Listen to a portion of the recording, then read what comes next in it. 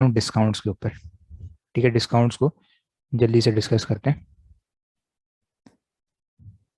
Discounts, ठीक है। अब डिस्काउंट्स हमारे पास दो टाइप के होते हैं। एक डिस्काउंट हमारे पास होता है जिसको हम कहते हैं ट्रेड डिस्काउंट। दूसरा टाइप का हमारे पास डिस्काउंट होता है जिसको हम कहते हैं सेटलमेंट डिस्काउंट। तो ये दोनों को हम डिस्कस करेंगे। एक सेकेंड। ओके, सबसे पहले हम देखते हैं जी ट्रेड डिस्काउंट।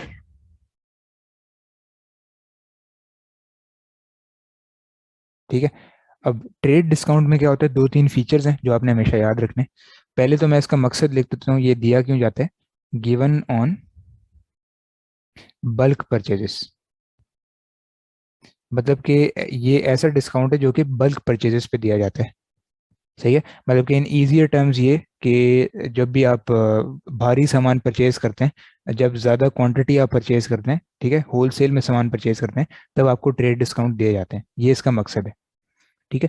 अब इसके फीचर्स पे जरा आते हैं। पहला इसका फीचर ये है कि no double entry is required. Trade discount की कोई भी डबल एंट्री रिक्वायर्ड नहीं है। ओके, ये इसका मतलब है। अब सेकंड देखते हैं। इसके अलावा इसमें ये फीचर है कि only make entry with net amount. अब मैं आपको समझाता हूँ नेट अमाउंट ग्रॉस अमाउंट क्या चीज़ है। अभी हम डिस्काउंट्स करें, इसको आपने सेल्स टैक्स से कंफ्यूज नहीं करना। ठीक है। अब डिस्काउंट्स में यहाँ पे आप गौर से देखें, होता ये है कि जब ग्रॉस अमाउंट एक होती है, ग्रॉस का मतलब है कि जो नॉर्मल प्राइस है एक प्रोडक्ट की। फॉर एग्जांपल 1,000 रुपए की एक प्रोडक्ट है। ठीक है। जब ग्रॉस में से डिस्काउंट माइनस हो जाता है, ठीक है, तो हमारे पास कौन सी अमाउंट आ जाती है, नेट। इसको मैं बेसिकली कह रहा हूँ नेट अमाउंट। नेट अमाउंट का दूसरा मतलब ये है कि after discount amount, discount minus करने के बाद वाली अमाउंट। ठीक है। तो फर्ज करें कि इस 1,000 पे हमें 10% का डिस्काउंट मिला, तो हम क्या करेंगे, 1,000 में से इसका 10% बनता है 100 ना, तो 100 माइनस कर देंगे यहाँ से। ठीक है। और हमारे पास नेट अमाउंट कितनी आ जाएगी, 900, 900। तो इसका ये मतलब है कि 1,000 की मेरी नॉर्मल प्राइस थी, उसमें से 100 का डिस्काउंट मिला, और नेट प्राइस कितनी है, 900। तो इसका मतलब अब हम डायरेक्ट एंट्री किसकी बनाएंगे, इस अमाउंट की, 900 की। हमें कोई डिस्काउंट की अलग से अमाउंट डबल एंट्री बनाने की जरूरत नहीं है। ठीक है। तो अगर फर्ज करें ये सेल थी, तो इसकी हम एंट्री क्या करेंगे, डेबिट रिसीवेबल। ठीक है। और क्रेडिट हम करेंगे सेल। कितनी अमाउंट से, 900 और 900। 1,000 से नहीं करेंगे, क्योंकि मैंने यहाँ पे लिखा है कि हम डायरेक्टली नेट अमाउंट से ही एंट्री बनाएंगे, क्योंकि ट्रेड डिस्काउंट की कोई डबल एंट्री रिक्वायर्ड नहीं होती। सही है। ठीक है। और अगर आप ज़्यादा इसको उसमें भी देखें डिटेल में, तो ट्रेड डिस्काउंट की डबल एंट्री इसलिए नहीं बनती क्योंकि एक बहुत इमटेरियल अमाउंट होती है, बहुत छोटी अमाउंट होती है, जिसको ज़्यादा इंपॉर्टेंस देने की जरूरत नहीं होती। ओके, सही है। अब उसके बाद ट्रेड डिस्काउंट को आगे हम डिस्कस करते रहेंगे, ज़्यादा बड़ी चीज़ नहीं है। जो मेन चीज़ है यहाँ पे वो है सेटलमेंट डिस्काउंट। जो मेन यहाँ पे चीज़ हमने देखनी है उसका नाम है सेटलमेंट डिस्काउंट। ठीक है। अब ट्रेड डिस्काउंट में मैंने यहाँ पे क्या मतलब लिखा था, गिवन ऑन बल्क परचेजेस, मतलब कि बल्क परचेजेस पे दिया जाता है। सही है। लेकिन सेटलमेंट डिस्काउंट किस पे दिया जाता है, ये आपको नाम से ही चीज समझ आ रही है। सेटलमेंट का मतलब है कि कैश को सेटल करना। ओके। तो सेटलमेंट डिस्काउंट किस पे दिए जाते हैं, when cash payment is done. When cash payment is done. ठीक है, ये है सेटलमेंट डिस्काउंट। अब सेटलमेंट डिस्काउंट की मजीद भी दो टाइप्स हैं। ठीक है।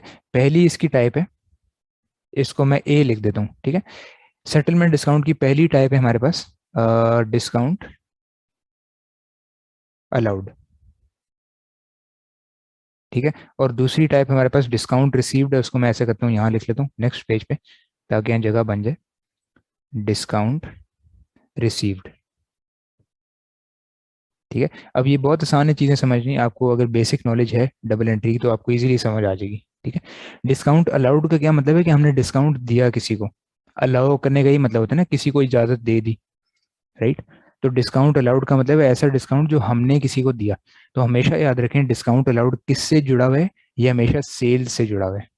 क्योंकि समझे हम दुकानदार हैं, हम शॉपकीपर हैं, अगर हमने किसी को चीज़ बेचनी है, हम अगर सेलर हैं यहाँ पे, तो हम किसी को डिस्काउंट देंगे ना, अलाउ करेंगे, और वो हमारा एक तरह से खर्चा होगा क्योंकि हम अपना लॉस कर रहे हैं। ठीक है। तो एक तो चीज़ याद रखें कि सेल से रिलेटेड होता है, और दूसरी चीज़ क्या है कि ये एक्सपेंस होता है, हमेशा ये एक बिजनेस का खर्चा होता है। ओके, तो ये है डिस्काउंट अलाउड। तो अगेन इनकी एंट्री कब हो रही है, जब कैश पेमेंट हमें मिल जाती है। अब मैं आपको इसकी एग्जांपल देता हूँ। ठीक है, समझें, दो दो पॉइंट्स होते हैं हमारे। ठीक है, सेल्स से क्या बनता है, हमारे रिसीवेबल बनते हैं, ये तो आपको पता है ना कि सेल से हमारी रिसीवेबल एंट्री बनती है। दो पॉइंट्स होते हैं हमारे। ठीक है, एक पॉइंट होता है जब गुड्स डिलीवर होते हैं, गुड्स जब सोल्ड होते हैं, और एक पॉइंट होता है जब कैश हमें मिल जाता है, कैश रिसीव। ठीक है, तो जो डिस्काउंट की एंट्री है वो इस पॉइंट पे होगी, कैश रिसीव्ड वाले पॉइंट पे, गुड्स सोल्ड वाले पॉइंट पे नहीं होगी। जब गुड्स सोल्ड होते हैं तो हमारी एंट्री क्या बनती है, debit receivable. Right, debit receivable, और क्रेडिट हम करते हैं सेल्स।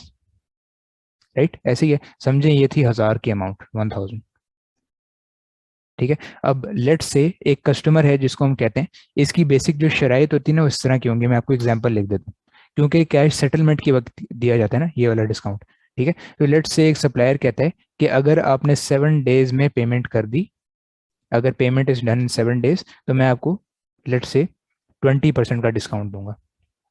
तो इसके साथ एक शर्त मिली हुई है, राइट, कि 7 डेज में अगर पेमेंट होगी तब ही आपको डिस्काउंट मिलेगा, उसके अलावा आपको नहीं मिल सकता। अगर आपने 8th डे पे पेमेंट की तो आपको डिस्काउंट नहीं मिलेगा। राइट, ऐसे ही है। तो अब कैश रिसीव्ड में जब फर्ज करें कस्टमर ने 7 डेज में पेमेंट कर दी, पेमेंट यस हो गई है 7 डेज में। ठीक है, तो इसका मतलब डिस्काउंट मिल जाएगा इसको, जाहिर सी बात है। तो अब एंट्री क्या होगी, सबसे पहले तो हम रिसीवेबल को खत्म करेंगे। अब रिसीवेबल उतनी अमाउंट से खत्म होएगा जितनी से क्रिएट हुआ होगा। राइट, तो 1000 से रिसीवेबल क्रेडिट हो गया। दूसरी साइड पे हम डेबिट करेंगे दो चीजें, कैश, और दूसरा डेबिट हम किसका करेंगे, डिस्काउंट अलाउड का। अब मैं आपको समझाता हूँ मैंने डिस्काउंट अलाउड क्यों डेबिट किया।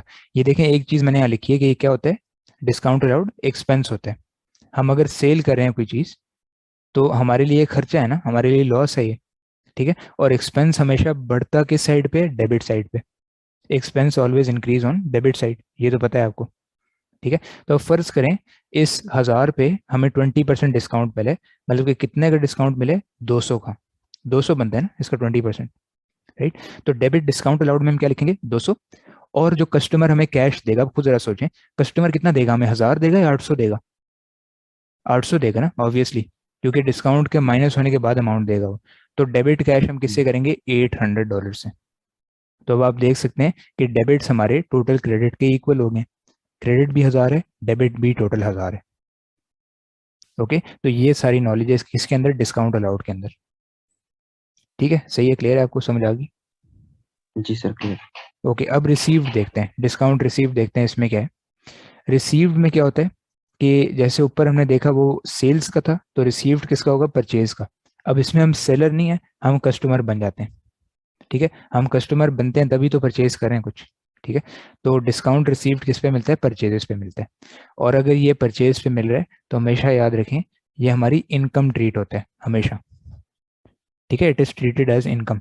और इनकम आपको पता है जब भी इंक्रीज होती है तो क्रेडिट साइड पे लिखी जाती है। अब सेम एग्जांपल समझते हैं। एक साइड पे तो क्या होता है, गुड्स परचेस्ड, दो पॉइंट्स होते हैं, गुड्स परचेस्ड, और दूसरे पॉइंट पे क्या होता है, कैश पेड, कंसीडरिंग कि हम उधार पे सामान खरीदे। ठीक है, अब गुड्स परचेज की क्या एंट्री होती है, debit purchase, debit purchases. Credit क्या होता है, पेबल। राइट, ये तो पता है आपको। ठीक है, और कैश पेड की क्या एंट्री होती है वो भी अभी देखते हैं। समझे, सेम एग्जांपल है ऊपर वाली, 1000 की चीजें थी, 200 का हमें डिस्काउंट मिला है यहाँ पे। ठीक है, तो शुरू में तो एंट्री 1000 से ही बनेगी।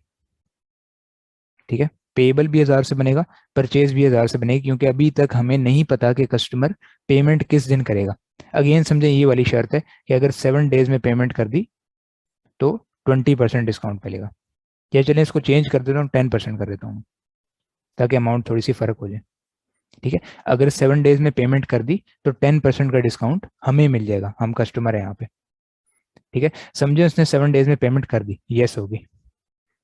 ओके, तो अब क्या होगा, अब ये होगा कि अब देखें गौर से एंट्री क्या बनेगी, क्रेडिट होगा कैश, क्योंकि अब कैश पेमेंट हो रही है। पेएबल यहाँ पे खत्म हो जाएगा, लाइबिलिटी डेबिट पे खत्म होती है ना, राइट।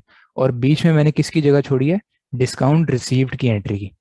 अब आप मुझे बताएं, डिस्काउंट रिसीव्ड अगर इनकम है तो क्या ये डेबिट होनी चाहिए, क्रेडिट होनी चाहिए? जी सर, क्रेडिट होनी चाहिए। एग्जैक्टली क्रेडिट होनी चाहिए, क्योंकि ये इनकम है, सही है। तो इनकम जब भी बढ़ती है तो क्रेडिट साइड पे बढ़ती है। ओके, तो डिस्काउंट रिसीव जो है हमारा वो हो जाएगा क्रेडिट। अब देखें 10 का डिस्काउंट है ना, तो मतलब कि 1000 की प्रोडक्ट थी, 10% इसका बनता है 100। तो ये नेट अमाउंट इसकी कितनी बनेगी, 900। ठीक है, तो हम क्या करेंगे, पेबल को तो 1000 से ही खत्म करेंगे, क्योंकि जितने से अमाउंट बनी होती है उसी से खत्म होती है। पेबल 1000 से खत्म होगा। ठीक है, कैश कितने से क्रेडिट होएगी, कैश हम कितना पे करेंगे एक्चुअली, वॉलेट में से हम कितना निकालेंगे, 900। 1000 नहीं निकालेंगे, सिर्फ 900 निकालेंगे, क्योंकि 100 का डिस्काउंट हमें मिल चुका है। और क्रेडिट डिस्काउंट रिसीव्ड कितना हो जाएगा, 100। ठीक है, क्योंकि 100 का डिस्काउंट हमें मिल चुका है यहाँ पे। ओके, सही है। तो ये हमारी जी सर। डिस्काउंट रिसीव्ड की पूरी एंट्री है। आई होप आपको क्लियर है दोनों चीज़ें। क्लियर है सर, इंशाल्लाह। ठीक है, सही है। और इसके क्वेश्चंस हम डिटेल में ऑब्वियसली किट से ही करेंगे, क्योंकि ज़्यादा एग्जांपल्स अभी यहाँ बन नहीं सकती, क्योंकि एग्जामिनर स्टाइल क्वेश्चन जो है किट से ही हम एक ही दफ़ा प्रैक्टिस करेंगे। ठीक है, अब जी ऐसा सर। करते हैं, लास्ट चीज़ यहाँ पे देख लेते हैं। लास्ट चीज़ हमारे पास है रिटर्न्स, क्योंकि रिटर्न्स भी इसी का ही पार्ट है। रिटर्न्स में क्या होता है, रिटर्न्स होता है जब सामान वापस हमें या तो मिल जाता है या कस्टमर हमें वापस दे देते हैं। ठीक है, अब रिटर्न्स दो टाइप की होती हैं, सेल की भी रिटर्न हो सकती है और परचेज की भी रिटर्न हो सकती है। इनकी एक नज़र डबल एंट्री देख लेते हैं, बहुत सिंपल है। ठीक है, अच्छा, अब एक तो नॉर्मल परचेज की एंट्री होती है, ये तो हमने अभी देखी है, बहुत दफ़ा देखी हुई है। तो ये एंट्री क्या होती है, डेबिट परचेज, और क्रेडिट हम करते हैं या तो पेएबल्स या फिर कैश। ठीक है, डेबिट परचेज, क्रेडिट पेबल या फिर कैश, ये एंट्री होती है। अब परचेज रिटर्न की क्या एंट्री होगी, ये भी देख लेते हैं। अब देखें, परचेज यहाँ पे डेबिट हो रहा है ना, तो इस ऑब्वियसली इसका रिटर्न क्या होगा, क्रेडिट हो जाएगा। तो क्रेडिट साइड पे हम क्या लिखेंगे, परचेज रिटर्न। ठीक है, और डेबिट पे हम क्या लिखेंगे, हम पेएबल को रिड्यूस कर देंगे। अगर उधार पे ट्रांजैक्शन हुई होगी तो पेएबल कम हो जाएगा, अगर कैश पे ट्रांजैक्शन हुई होगी तो यहाँ पे हम कस्टमर है ना, देखें परचेज हो रही है ना, तो हम शॉपकीपर को वापस दे के आएंगे प्रोडक्ट, तो हमें कैश वो वापस दे देगा निकाल के। तो डेबिट कैश भी हो सकता है, डेबिट पेएबल भी हो सकता है। ये परचेज और परचेज रिटर्न की एंट्री है। ठीक है, उसके अलावा सेल्स की भी देख लेते हैं। ठीक है, सेल्स की तो आपको पता है एंट्री क्या होती है, एक सेकेंड। अच्छा, सेल्स की होती है जी, डेबिट रिसीवेबल या फिर कैश, डिपेंडिंग है कैश ट्रांजैक्शन है क्रेडिट है, सही है। और क्रेडिट हम करते हैं किसको, सेल्स को, राइट। अब अगर सेल रिटर्न है तो इस केस में क्या होगा, सेल रिटर्न में हमारे पास क्या एंट्री बनेगी, यहाँ पे सेल क्रेडिट हो रही है ना बनने के लिए, तो ये सेल रिटर्न के लिए हम क्या करेंगे, डेबिट सेल रिटर्न, क्योंकि इसकी एंट्री ऑपोजिट हो जाएगी, उल्टी बन जाएगी। और क्रेडिट हम या तो रिसीवेबल को करेंगे, रिसीवेबल को हम खत्म कर देंगे, या फिर हमें कैश उसको वापस देना पड़ेगा निकाल के, तो हमारा कैश इसमें रिड्यूस होएगा ना, क्योंकि हमने सेल रिटर्न की है। ओके, तो ये रिटर्न्स वाला टॉपिक है। और डेबिट नोट क्रेडिट नोट भी इसमें शामिल है, वो मैंने आपको उसी दिन समझा दिया था, उसको भी मैं यहाँ पे एक दफ़ा लिख देता हूँ। एक सेकेंड, यहाँ पे चले समझा देता हूँ, ये देखें, डेबिट नोट और क्रेडिट नोट।